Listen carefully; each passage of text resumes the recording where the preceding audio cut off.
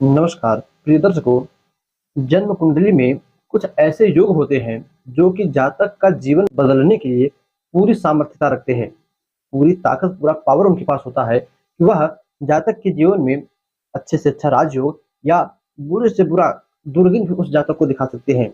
और यह सब होता है कुछ अच्छे राजयोगों के कारण, तो कुछ खराब अशुभ, जिसे हम दुर्योग या दोष अथवा अशुभ योग कहते हैं, उन सब के कारण। दर्शकों, ज्योतिष शास्त्र में कुंडलियों में अनेकों प्रकार के सूत्र, अनेकों प्रकार के योग बनते हैं। उनमें कुछ अच्छे होते हैं तो कुछ बुरे होते हैं।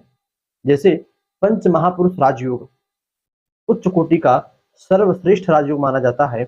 उसी प्रकार ज्योतिष शास्त्र में कुछ ऐसे दोष हैं जिन्हों की अत्यंत खतरनाक माना जाता है। और यह आज ऐसे 5 दोषों को लेकर मैं हाजिर हूँ। दर्शकों, शास्त्र कहता है कि जिस भी जातक की जन्म कुंडली में यह दोष या यह सूत्र बने, ऐसे जातक को उस योगों की शांति परम आवश्यक होती है करानी। आवश्यक ही नहीं, परम आवश्यक होती है करानी। अथवा जातक पूरे जीवन भर संघर्षमय जीवन उसका व्यतीत होगा, मानसिक टेंशन भरा होगा, मेहनत भी करेगा, किंतु मेहनत के बराबर उसे रिजल्ट नहीं मिलेगा। कौन कौन से दर्शकों ये सूत्र है, कौन कौन से योग हैं, कुंडली में कैसे बनते हैं, किस प्रकार का फल देते हैं। और मान लीजिए आपके पास आपकी जन्म कुंडली ना हो, तो जब योगों का फल बताया जाएगा और वह फल आपके साथ घटित हो, तब उसी प्रकार, उसी अनुसार उस योग की आप शांति कर लीजिएगा। उपाय क्या है, उपाय की भी बात करेंगे। तो आइए दर्शकों, कुंडली में यह योग बनते कैसे हैं, किस प्रकार का फल देते हैं, उन बातों पर जाना जाए। दर्शकों, हमारा जो पहला योग है वह आपके मानसिक टेंशन पीड़ा को लेकर चंद्रमा से बनने वाला केमद्रुम नामक योग है। वाराह मिहिर जी ने भी अपने मुख्य पुस्तक ग्रंथ बृहद जातक में और मंत्रेश्वर महाराज ने भी अपने कई सारे पुस्तकों में इस केमद्रुम योग के विषय में चर्चा की है। इन लोगों का कहना है कुंडली में जहां पर चंद्रमा बैठा हो, उससे दूसरे घर में और 12वें घर में सूर्य को छोड़कर कोई भी ग्रह ना हो, तब कुंडली में यह केमद्रुम योग बनता है। अब आपको बोर्ड पर समझाया जाए, मान लीजिए कुंडली में लग्न में ही हम चंद्रमा को बिठा देते हैं, तो ये हो गया दूसरा भाव और ये हो गया 12वां भाव। इन दोनों भाव में दूसरे में जहां पर भी चंद्रमा बैठा, चंद्रमा का कुंडली में कहीं पर भी बैठा हो, वहां से गिनने पर दूसरे 12वें में, मान लीजिए चंद्रमा यहाँ 7वें भाव में बैठ जाए, तो दूसरा भाव ये हो गया और 12वां ये हो जाएगा। चंद्रमा यहाँ बैठ जाए तो दूसरा ये हो जाएगा, 12वां ये हो जाएगा। इस प्रकार आप गिनती करके देख लीजिए, चंद्रमा जहां पर भी बैठे उससे दूसरे भाव में, 12वें भाव में सूर्य को छोड़कर, सूर्य हो तो कोई मतलब नहीं, सूर्य को छोड़कर कोई भी ग्रह ना हो, तब भी कुंडली में यह केमद्रुम योग बनता है। जिस भी जातक कुंडली में यह योग बने, ऐसा जातक मलिन चित्त वाला, हमेशा कुछ ना कुछ सोचते रहता है। ऐसा जातक की बुद्धि अशांत होती है, मन हमेशा भटकता रहता है। ऐसे जातक को मानसिक टेंशन मिलते रहता है।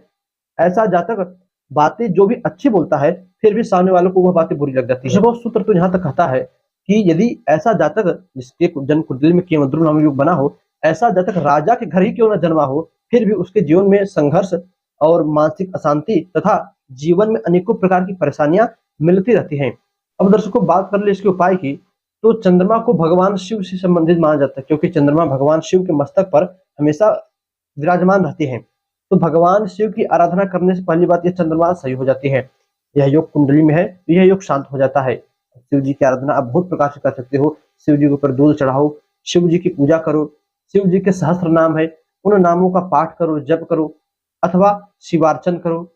भगवान शिव के परिवार की पूजा करो, शिव जी का रुद्राभिषेक करो, शिव जी के मंत्रों का जप करो, अथवा चंद्रमा का उपाय करो, चंद्रमा के मंत्रों का जप करो, सफेद चीजों का दान करो, दूध का दान करो। तो इसी के साथ साथ यदि आपकी कुंडली में भी यह केमद्रुम योग बना है, तो आपको भी चाहे तो आप भगवान शिव की पूजा करो, उसमें महामृत्युंजय मंत्र का भी जप कर सकते हो।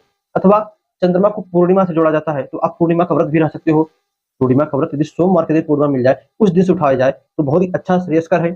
अथवा चंद्रमा जो है स्त्रियों का भी प्रतीक है, इसलिए स्त्रियों का सम्मान, माता लक्ष्मी की पूजा, घर में एक श्री यंत्र लाकर रख लीजिए। यदि यह योग बना है तो प्रतिदिन उस श्री यंत्र की पूजा कीजिए।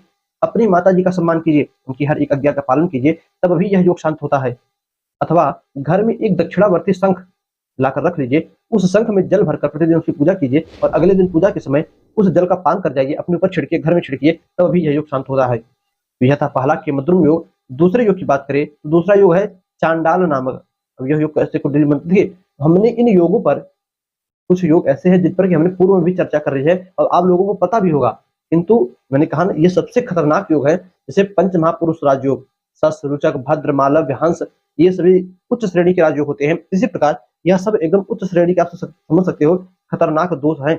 इनका जीवन में बड़ा ही अहम रोल होता है आपको नीचे गिराने में। तो भाई जब मानसिक टेंशन ये रहेगा, कुछ आप सही से सोच नहीं कर कुछ आप सही से सोच नहीं पाओगे, अपना काम बिजनेस आगे बढ़ा ही नहीं पाओगे, पीछे चले ही जाओगे ऑटोमेटिक।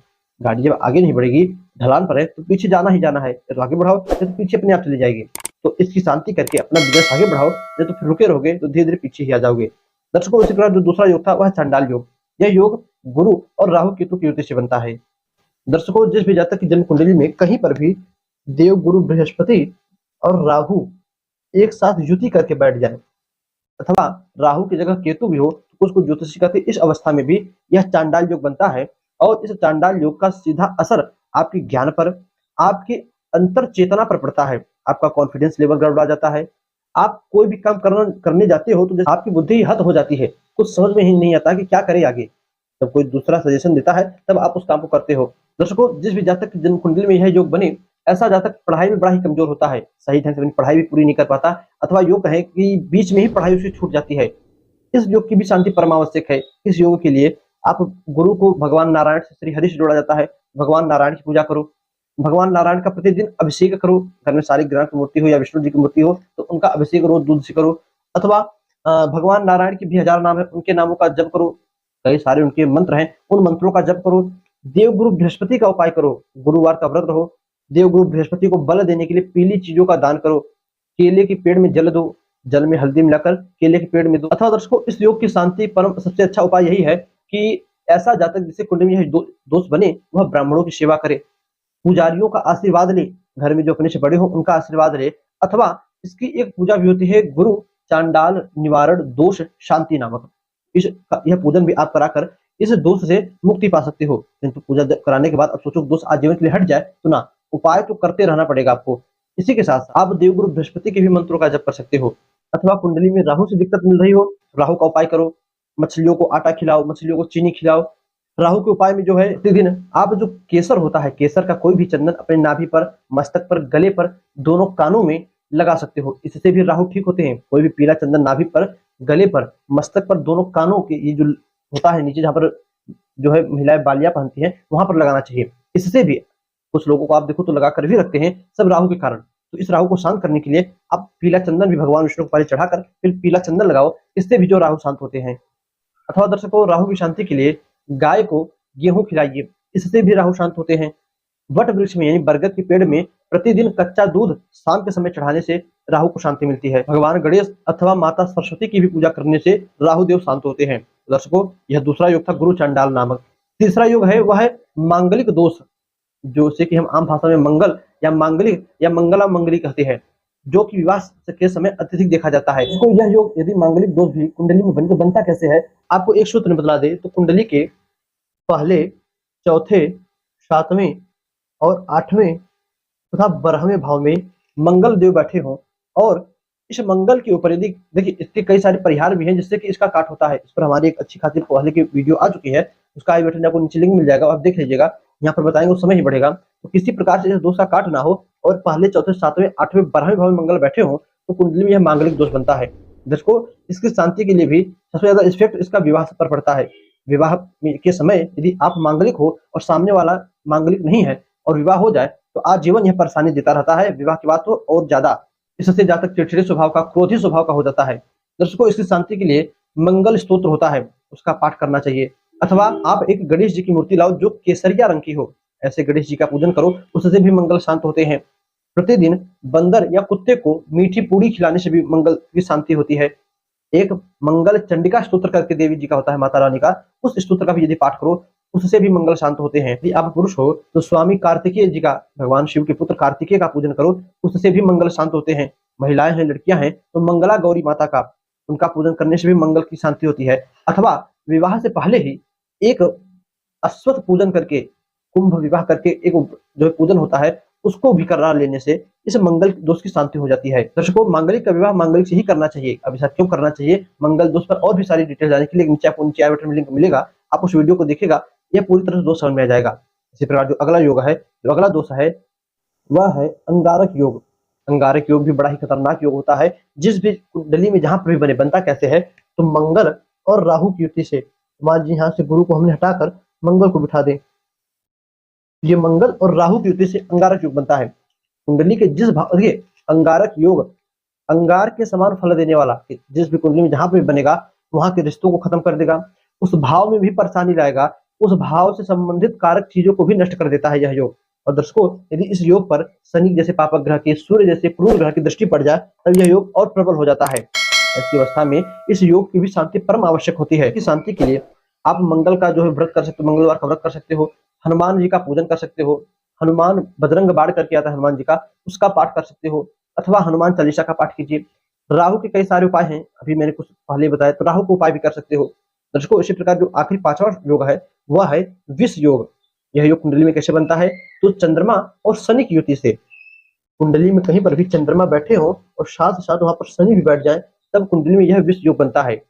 विष योग सबसे ज्यादा, देखिए नाम ही है विष, जहर, तो अमृत का काम कहां से करेगा। तो यह 5 बड़े ही खतरनाक योग थे।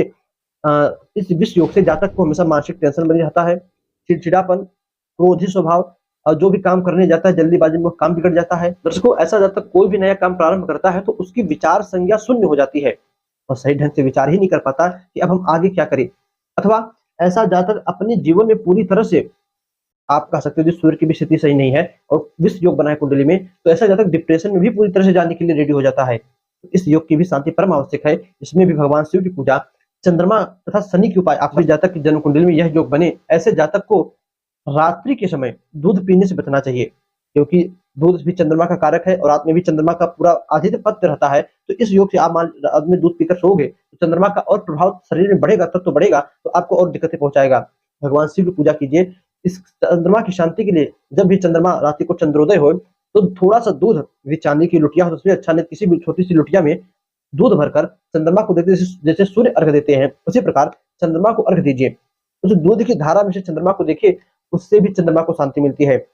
शनि देव की आराधना कीजिए, सरसों का तेल चढ़ाइए, सरसों का तेल दान में दीजिए, शनि देव को सरसों का तेल मलिए, सरसों के तेल का दीपक जलाइए, अथवा काले कुत्ते को उसका जो है पूरी इत्यादि बनाकर खिलाइए, प्रतिदिन एक रोटी खिलाइए, काली गाय की सेवा कीजिए, कौवे का सेवा कीजिए, अपने पितरों को प्रसन्न कीजिए, इससे भी शनि देव प्रसन्न होते हैं। तो दर्शकों, यह कुछ 5 ऐसे खराब खतरनाक योग थे जिस भी जातक की जन्म कुंडली में बने उसको परेशानी अवश्य देते हैं। दर्शकों, यदि इनमें से कोई भी योग आपकी जन्म कुंडली में बना हो उसकी शांति अवश्य करिएगा। अथवा जीवन बर्बाद करने के लिए, जैसा मैंने शुरू में ही कहा, जीवन उतार चढ़ाव लाने के लिए यह योग ही बहुत है। 5 में से एक भी बना है फिर भी आपको जो है परेशानी देने के लिए काफी है। दर्शकों, बस आज के लिए इतना ही। याद दीजिएगा, इनमें से किसी योग के विषय में कुछ कहना हो, पूछना हो तो कमेंट में आपका स्वागत है, कमेंट करिएगा। चलिए बस आज के लिए इतना ही। याद दीजिए, पुनः से मुलाकात होगी किसी नए वीडियो में नए टॉपिक के साथ। तब तक के लिए नमस्कार।